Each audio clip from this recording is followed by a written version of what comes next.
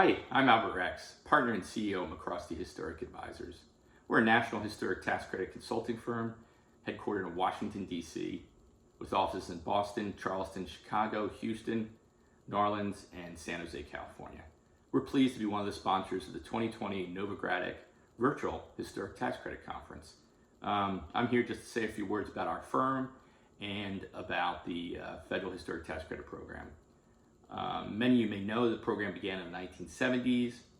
They really started keeping records about the program around 1977. Since that time, over $102 billion have been invested in historic rehab projects. 291,000 housing units have been rehabbed. 312,000 new housing units have been created. And of those, 172,000 were for low to moderate income families. In addition to the federal credit, there are 37 state credits. We've had a good fortune of working on many of those state credit programs, as we've worked in 44 states and in Puerto Rico. We worked on many different building types. We worked on historic schools being converted to affordable housing in Wisconsin, Massachusetts, Louisiana, and New York.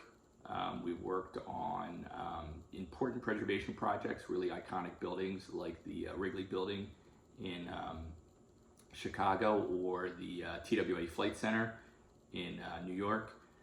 We worked on small theaters in Texas and big theaters in Boston.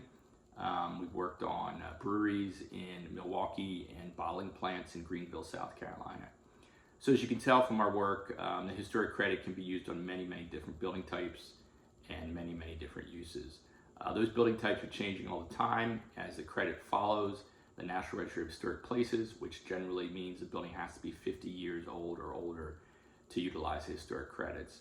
If you do the math, 50 years ago was 1970. Hard to believe for those of us born before 1970. So buildings from 1970 can now be listed in the register and therefore eligible for the tax credits, which is opening up a whole new variety of building types. Additionally, some other federal programs, like the RAD program, the Rental Assistance Demonstration Program, has created opportunities for public housing authorities to utilize historic credits. We're doing a project with the Portland Housing Authority in Portland, Maine, rehabbing a 1969 affordable housing tower, as well as a 1940s scattered site development. So the credit can really have an impact on many different projects. The one thing that's common with all these projects and with the credit is that the equity is incredibly important to the capital stack. It's a real gap filler that allows these projects to move forward.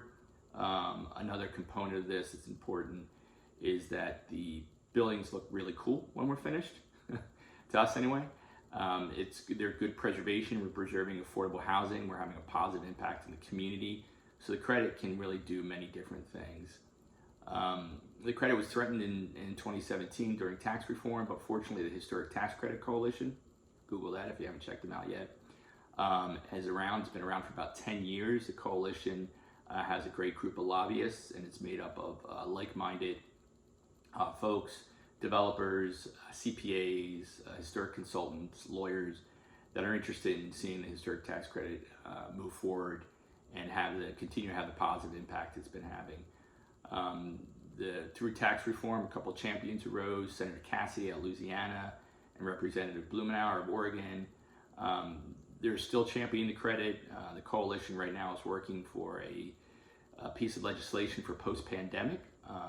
The historic credit is an incredible economic development tool. We saw it after Katrina when the credit got raised in order to help support redevelopment in the Gulf Zone. Same kind of ideas here. Are there things that the credit can do to help us post-pandemic increase the credit from 20 to 30%, make it more usable for affordable housing, more usable for small projects? A lot of different opportunities. The best way to support the credit is really to talk to your legislators about it, whether at the state or federal level. Promote the program. It's really important. It has a great economic impact, and certainly it just doesn't, it's just not about the economics, it's also about the historic preservation. It really has a positive impact on many different communities. We appreciate listening, we appreciate you coming to the conference, and we look forward to seeing you next year in person. Thank you.